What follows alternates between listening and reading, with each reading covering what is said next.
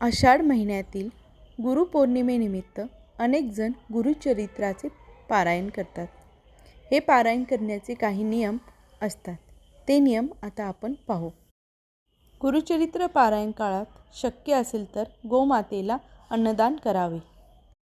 गुरुचरित्र वाचण्यापूर्वी रोज श्री दत्त महाराजांची व पोथीची पूजा करून एक माळ गायत्री मंत्राचा जप करावा. श्री गणपती अथर्वशीर्ष वाचून पोथी वाचण्यास सुरुवात करावी.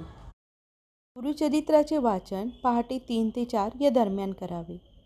दुपारी 12 ते 12:30 ही वेळ श्री दत्त महाराजांच्या भिक्षेची असल्याने या काळात पारायण वाचन बंद ठेवणे.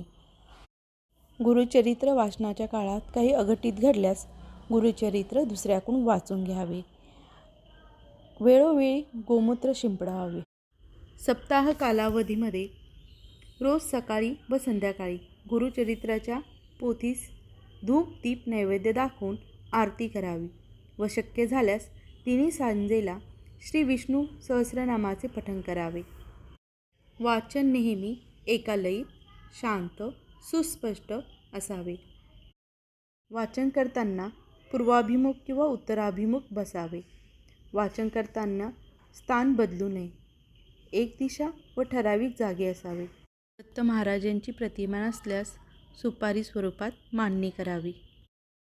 पारायण काळात 7 दिवस नंदादीप तेवत ठेवावा व रांगोळी काढावी. पारायण नेहमी मोठ्या आवाजात करावे व रोज आरती करावी. वाचन काळात कोणाशी बोलू नये व मध्येच आसन सोडू नये. वाचन मनोभावे करावे. मनापासून केलेल्या प्रार्थनेचं फळ हे नक्की मिळतं. श्री स्वामी समर्थ.